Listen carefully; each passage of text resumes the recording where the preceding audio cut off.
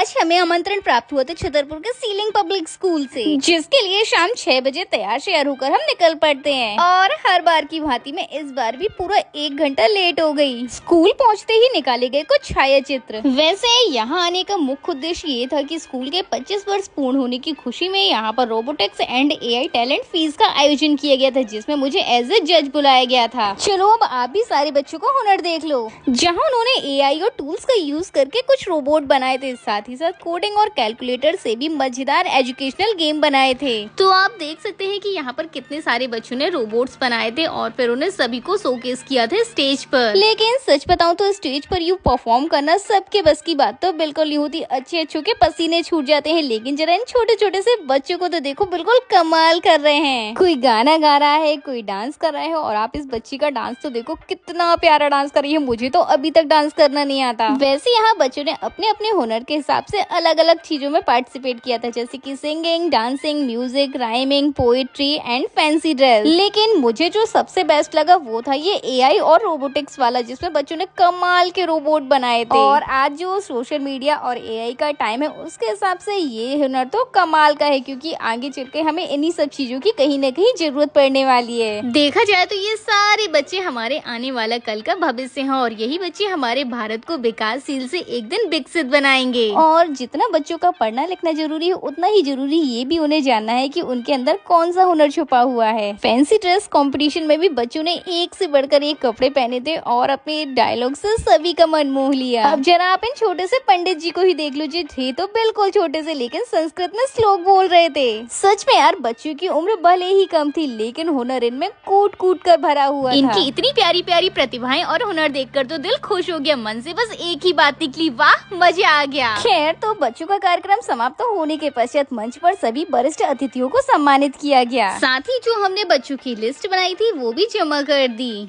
तत्पश्चात हम सभी जजेस को भी मंच पर बुलाया गया, जहां हमें भी सील और उपहार देकर सम्मानित किया गया। साथ ही निशांत सर द्वारा दी गई सुंदर डांस की भी प्रस्तुति, और अंत में सारे प्यारे बच्चों को उपहार और उन्हें सर्टिफिकेट देकर उनका मनोबल बढ़ाया गया। साथ ही निकल पाए कुछ छाया चित्र। वैसे स्कूल काफी सराहनीय काम कर रहा है, अपने स्कूल के विद्यार्थियों के साथ साथ पूरे नगर के बच्चों को एक मंच प्रदान कर रहा है। और फिर अंत में मिले हम सीलिंग पब्लिक स्कूल के मैनेजिंग डायरेक्टर संजीव सर से, जिनसे की ढेर सारी बातें और साथ ही साथ की थोड़ी सी पेट पूजा। वैसे इस पूरे कार्यक्रम को सफल बनाने में पंकज जी और उनकी टीम डिजिटल भारत का भी काफी योगदान रहा है। तो कार्यक्रम भी अच्छे से पूर्ण हो गया था, पेट पूजा भी हो गई थी और काफी रात्रि भी हो गई थी। तो बस फिर क्या था, बिना विलंब किए हमने प्रस्थान किया। मिलते हैं अगले दृश्य में। राम राम।